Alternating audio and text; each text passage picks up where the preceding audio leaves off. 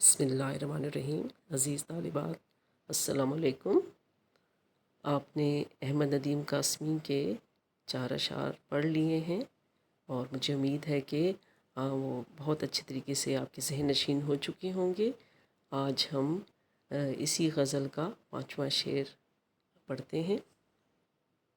آغاز کرتے ہیں ہم غزل کے 5ویں شعر سے۔ جی، شعر نمبر 5 جو ہے وہ کیا ہے ہمارے پاس؟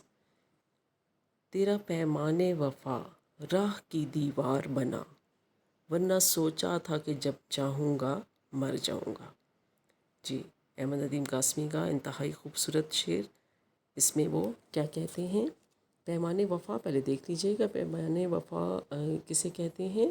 کہ وفا کا وعدہ، یعنی ساتھ دینے کا وعدہ، ساتھ دینے کا اقرار یا وفا کا عہد۔ ٹھیک ہے جی۔ اور راہ کی دیوار بننے کا کیا مطلب ہے؟ راستے کی رکاوٹ بننا۔ تو ہم جو ہے وہ اس کا مفہوم دیکھ لیتے ہیں کہ آیا شعر میں شاعر جو ہے وہ کیا کہنا چاہ رہے ہیں۔ جی، اگر مجھے اپنے وعدے کا پاس نہ ہوتا، یعنی مجھے اگر وعدے کی پرواہ نہ ہوتی تو میں کب کا دنیا سے گزر گیا ہوتا۔ اب آپ دیکھیے کہ احمد ندیم قاسمی نے بڑے خوبصورت انداز میں یہ روایتی موضوع بیان کیا ہے۔ کیا کہتے ہیں کہ میں نے وفا نبھانے کا وعدہ کیا ہے، یعنی اے میری عزیز ترین ہستی، میں نے تم سے وفا نبھانے کا جو وعدہ کیا اسی وجہ سے میں زندہ ہوں، ورنہ کب کا مر چکا ہوتا۔ تو اب آپ دیکھیے کہ وہی روایتی موضوع ہے، یعنی ہماری اردو شاعری کا جو روایتی موضوع ہے، جو روایتی مضمون ہے، اس کو احمد ندیم قاسمی نے بڑے خوبصورت اور منفرد انداز میں بیان کیا ہے۔ اب آپ دیکھیے کہ غزلیات آپ پڑھتے آ رہے ہیں 9th-10th سے، فرسٹ ایئر میں بھی آپ نے جو ہے وہ غزلیات پڑھیں، تو آپ کو جو ہے وہ اندازہ ہو چکا ہے بہترین انداز میں کہ ہماری جو روایتی اردو شاعری ہے اس میں عاشق صادق کا کردار ایک بے بس اور مظلوم شخص کا سا ہے، اور دوسری طرف محبوب کا کردار کیسا ہے کہ وہ انتہائی سنگ دل ہے، بے مہر ہے، اور اسے کبھی بھی اپنے وعدوں کا پاس نہیں ہوتا۔ یعنی وہ وعدے تو کر لیتا ہے، ٹھیک ہے، یعنی وعدے تو وہ کر لیتا ہے، لیکن ان وعدوں کے پورا ہونے کی نوبت کم ہی آتی ہے۔ ورنہ غالب نے کیا کہا تھا کہ تیرے وعدے پہ جیے ہم تو یہ جان جھوٹ جانا، کہ خوشی سے مر نہ چاہتے اگر اعتبار ہوتا۔ تو اب یہ دیکھیے کہ احمد ندیم قاسمی کو بھی جو ہے وہ یہی دکھ ہے کہ محبوب نے اپنا وعدہ پورا نہیں کیا۔ اس کے برعکس جو ہے وہ عاشق صادق کی جو ہے وہ کیا روایت ہے کہ وہ ہمیشہ جتنی بھی مشکلات ہوں، جتنے بھی رنج و غم سے وہ گزر رہا ہو، وہ ہمیشہ اپنا اس عہد وفا کو نبھانے کی پوری کوشش کرتا ہے۔ یہاں بھی شاعر کا کہنا کچھ ایسے ہی ہے۔ تو اب یہ دیکھیے کہ ایک طرف تو انہیں دکھ ہے کہ وعدہ جو ہے وہ پورا نہیں ہوگا، دوسری طرف جو ہے وہ انہیں یہ بھی احساس ہے کہ اگر جو ہے وعدہ پورا بھی ہو جاتا تو ایسا جو ہے وہ ممکن نہیں تھا، کیونکہ جو محبوب ہے اس کو جو ہے وعدہ وفا کرنے سے کوئی غرض ہی نہیں ہے، یعنی وہ وعدہ وفا کرنے والوں میں سے ہے ہی نہیں۔ تو اب جو ہے وہ ہمیں یہی ساری زندگی خوش فہمی رہی کہ شاید جو ہے یہ وعدہ پورا ہو جائے، لیکن دوسری طرف انہیں یقین ہے کہ انہوں نے جو ہے وہ وعدہ تو کر لیا، لیکن اس وعدے کے پورے ہونے کا کوئی امکان نہیں ہے۔ تو اب جو ہے وہ نتیجہ کیا نکلا ہے کہ جو عاشق صادق ہیں، یعنی جو شاعرانہ عاشق ہے، اب اس کو زندگی سے کوئی دلچسپی نہیں رہی، کیونکہ اب دیکھیں نا کہ وہ کہتا ہے کہ سوچا تھا کہ جب چاہوں گا مر جاؤں گا، یعنی مرنا جو ہے وہ ان کے لیے اتنا کوئی مشکل کام نہیں ہے، کیونکہ زندگی سے انہیں کوئی دلچسپی نہیں رہی۔ زندگی کی رنگینیاں ہیں، رعنائیاں ہیں، وہ ان کو اپنی جانب مبذول نہیں کرتی، یعنی وہ دنیا سے اکتا چکے ہیں۔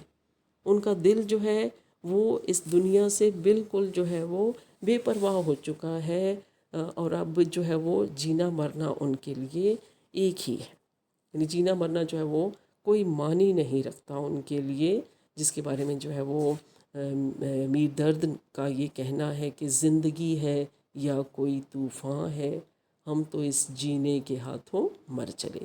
یعنی زندگی جو ہے وہ موت کے مترادف ہو جاتی ہے کہ جب دل کی امنگیں جو ہیں وہ ختم ہو جاتی ہیں، جب آپ کی جو ہے وہ ہر خواہش حسرت کا روپ دھار لیتی ہے، تو پھر یہی ہوتا ہے کہ آپ جو ہے وہ اس دنیا سے جو ہے اکتا جاتے ہیں، ٹھیک ہے، اور آپ کو یہ دنیا جو ہے وہ ایک قید خانہ لگنے لگتی ہے۔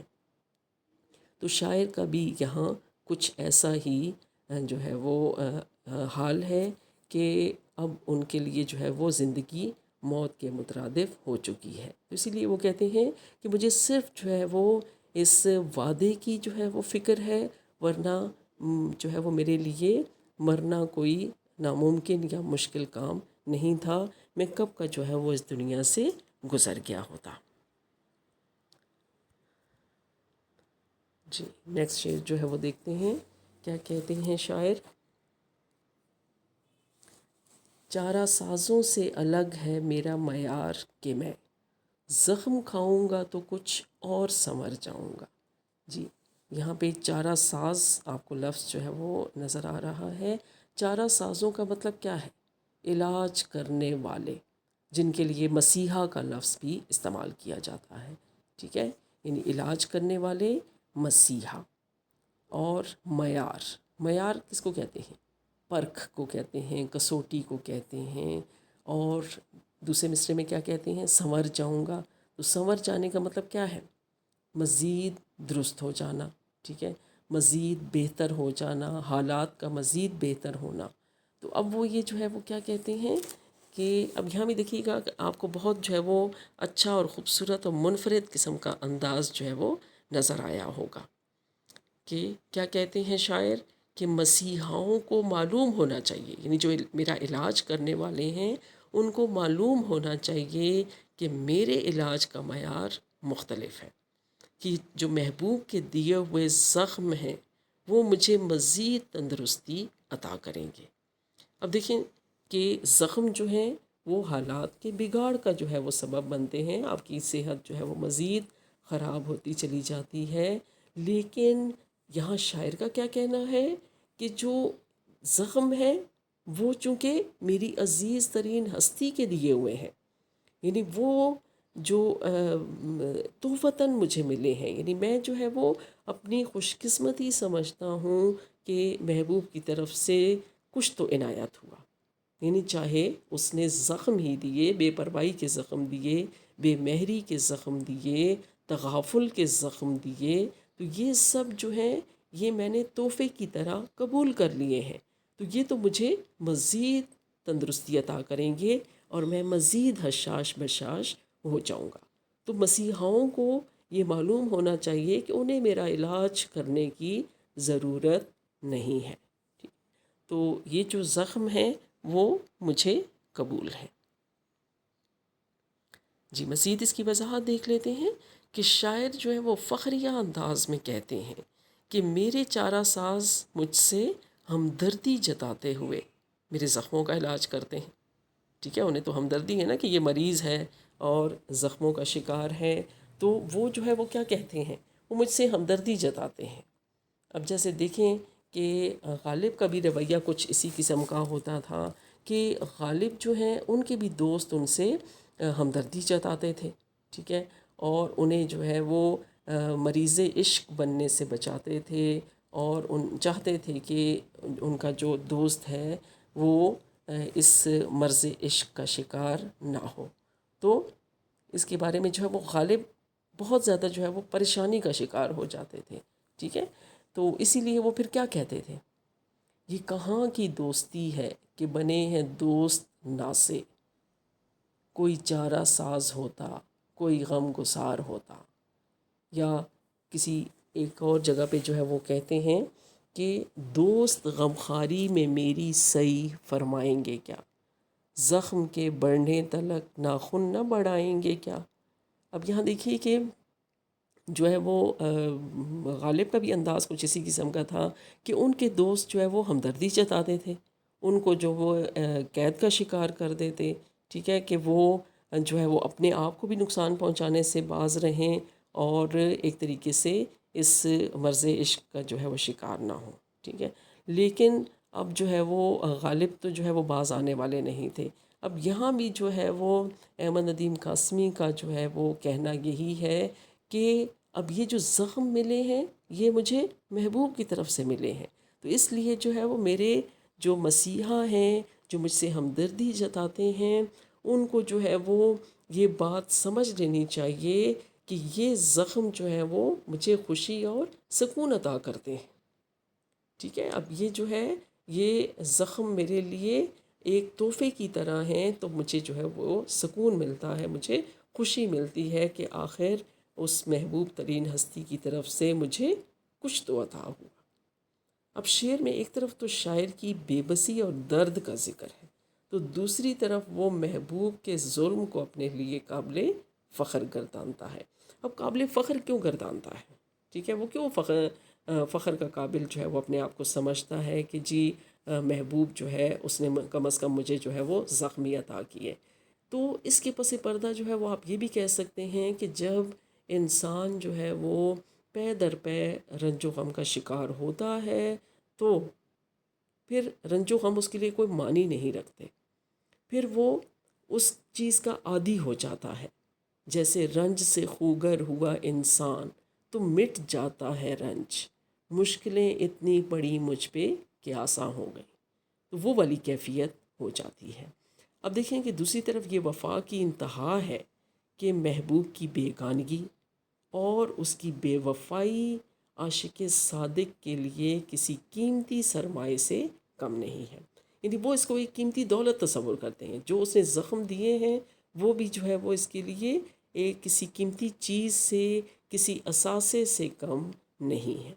کیونکہ یہ چیز کس نے دی ہے؟ یہ سارے جو تحائف ملے ہیں وہ کس کے دیے ہوئے ہیں؟ جو اس کی محبوب ترین ہستی ہے. اس لیے اس نے اس شے کو بہت اچھے طریقے سے قبول کر لیا. تو غالب نے اس جذبے کی عکاسی کچھ یوں کی ہے کہ جان تم پر نثار کرتا ہوں، میں نہیں جانتا وفا کیا ہے. اب دیکھیں کہ کیا کہتے ہیں کہ میں نے جان جو ہے وہ تم پر لٹا دی ہے، اب مجھے کسی چیز سے کوئی واسطہ اور کوئی تعلق نہیں ہے. تو بہت جو ہے وہ خوبصورت انداز جو ہے وہ شاعر نے اس میں اپنایا ہے. جی اگلا شعر ہم جو ہے وہ دیکھتے ہیں. کون سا شعر ہے کہ زندگی شمع کی مانند جلاتا ہوں ندیم، بجھ تو جاؤں گا مگر صبح تو کر جاؤں گا. اب یہاں پہ دیکھیے کہ غزل کے مقطع میں شاعر نے جو ہے وہ اپنا ایک عزم دہرایا ہے. ٹھیک ہے، وہ کیا کہتے ہیں، مفہوم پہلے دیکھ لیتے ہیں کہ میں نے اپنی زندگی شمع کی طرح جلائی ہے جو بجھ تو جاتی ہے. ٹھیک ہے، اب ظاہر ہے ہمیشہ تو نہیں چلتی رہے گی، وہ اپنے وقت پر جو ہے وہ بجھ تو جاتی ہے، لیکن تاریکی کو ختم کر کے نئی صبح کا آغاز کرتی ہے اور نئی صبح طلوع کرتی ہے. اب یہاں پہ اس نے احمد ندیم قاسمی نے بہت خوبصورت جو ہے وہ انداز اپنایا ہے. وضاحت تھوڑی سی دیکھتے ہیں ہم کہ مقطع میں شاعر اپنا عزم دہراتے ہوئے کہتے ہیں کہ میری زندگی شمع کی طرح ہے، یعنی میں نے اپنے افکار و خیالات سے جو یہ شمع روشن کی ہے یہ میرے دنیا سے جانے کے بعد بھی لوگوں کو فیض پہنچاتی رہے گی. اب آپ دیکھیے کہ کچھ لوگ جو ہیں وہ اپنی زندگی کو دوسروں کے لیے وقف کر دیتے ہیں، یعنی وہ جان چکے ہوتے ہیں کہ ان کی جو زندگی ہے وہ دوسروں کے لیے نفع بخش ہونی چاہیے. اب دیکھیں اگر آپ جو ہے وہ کائنات میں موجود ہر شے کو دیکھیں تو سمندر ہے، وہ اپنا پانی جو ہے وہ خود استعمال نہیں کرتا. اب درخت ہے تو وہ اپنا پھل جو ہے وہ خود نہیں کھاتا. ٹھیک ہے، تو اسی طرح جو ہے وہ جتنی بھی چیزیں ہیں آپ دیکھ لیں، دنیا میں موجود جتنی بھی مخلوقات ہیں تو وہ جو ہیں وہ اپنی ذات کو نفع نہیں پہنچاتی بلکہ دوسروں کے فائدے کا سبب بنتی ہیں. تو اب ان کے مقابلے میں جو انسان ہے وہ تو اشرف المخلوق ہے، یعنی اسے تمام مخلوقات پہ برتری حاصل ہے.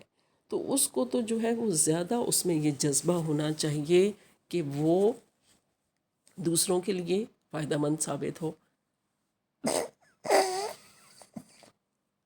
جی، وہ بہت زیادہ جو ہے وہ اسے فائدہ مند ثابت ہونا چاہیے، بجائے اس کے کہ وہ دوسروں کو جو ہے نظر انداز کر کے صرف اپنی ذات کو ہی فائدہ پہنچاتا رہے. تو اس طرح تو جو ہے وہ انسانیت کے درجے پر تو وہ فائز نہیں ہوگا.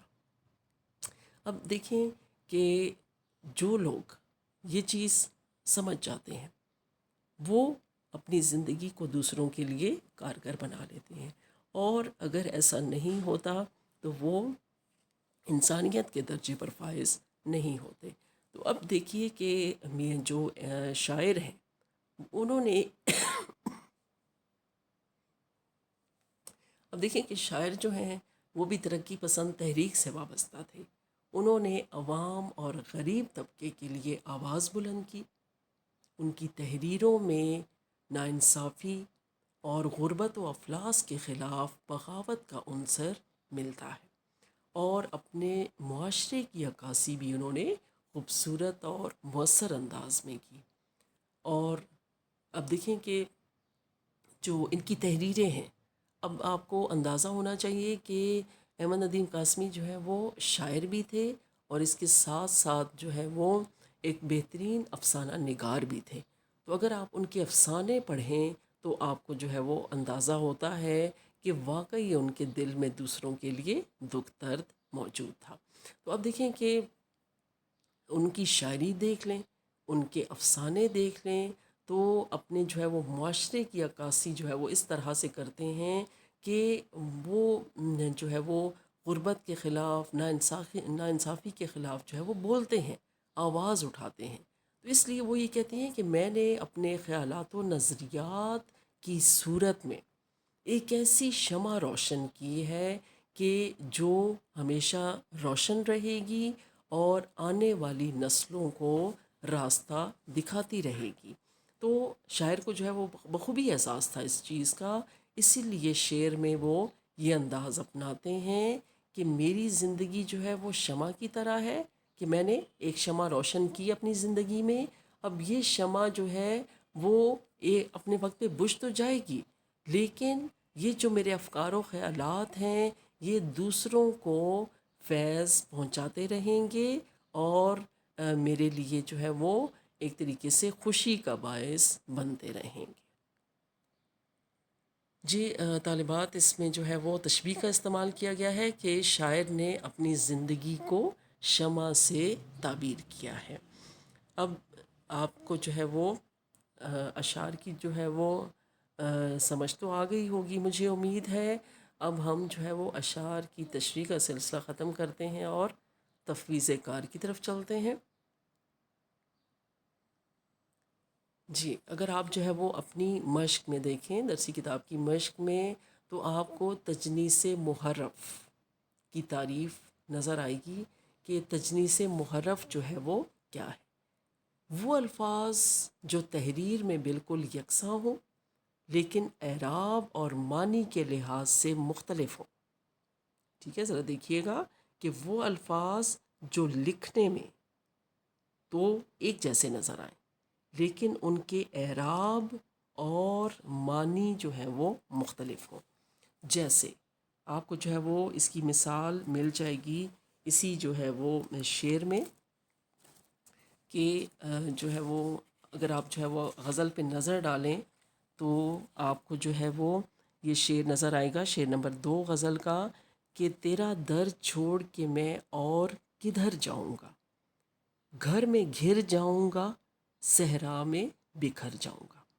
اب یہاں پہ دیکھیے کہ دوسرے مصرعے میں تجنیس محرف کا استعمال ہوا ہے کہ آپ کو جو ہے بظاہر تو گھر دو جگہ لکھا ہوا نظر آ رہا ہوگا، ٹھیک ہے، اور بظاہر آپ دیکھیں گے کہ اس کا مطلب جو ہے وہ گھر ہی نظر آئے گا آپ کو، یا آپ محسوس کر رہے ہوں گے۔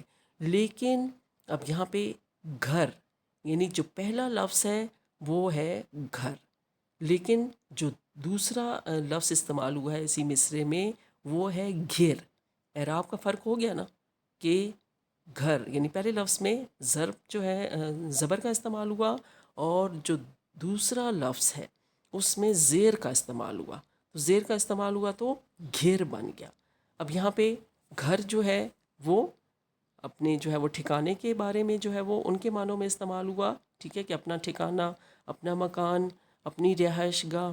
اور گھرنا، گھرنے کا مطلب کیا ہے کہ میں قید ہو کر رہ جاؤں گا، یا میں جو ہے وہ ایک طریقے سے پھنس جاؤں گا، ٹھیک ہے، قید ہو جاؤں گا یا محصور ہو کر رہ جاؤں گا۔ تو اس طرح سے معنی بھی مختلف ہو گئے اور اعراب بھی مختلف ہو گئے۔ تو آپ نے کیا کرنا ہے، آپ نے دو ایسے اشعار لکھنے ہیں کہ جن میں تجنیس محرف موجود ہو، ٹھیک ہے، یہ آپ کا کام ہے کہ آپ نے جو ہے ایسے دو اشعار لکھنے ہیں کہ جس میں تجنیس محرف جو ہے استعمال کی گئی ہوں۔ سوالات دیکھ لیتے ہیں۔ اب آپ نے غزل کو بہت اچھے طریقے سے توجہ سے پڑھنا ہے، اور آپ کو جو ہے وہ انہی اشعار میں ان سوالات کے جوابات مل جائیں گے۔ تو پہلا سوال جو ہے وہ شاعر نے اپنے لیے کون سا استعارہ استعمال کیا ہے؟ جی، دوسرا سوال ہے کہ صحرا میں بکھرنے سے کیا مراد ہے؟ تیسرا سوال ہے تیسرے شعر میں شخص کا لفظ کس کے لیے استعمال ہوا ہے؟ سوال نمبر 4 ہے شاعر کی موت میں کون سی چیز رکاوٹ ہے؟ اور نمبر 5 ہے زخم کھا کر سنورنے سے کیا مراد ہے؟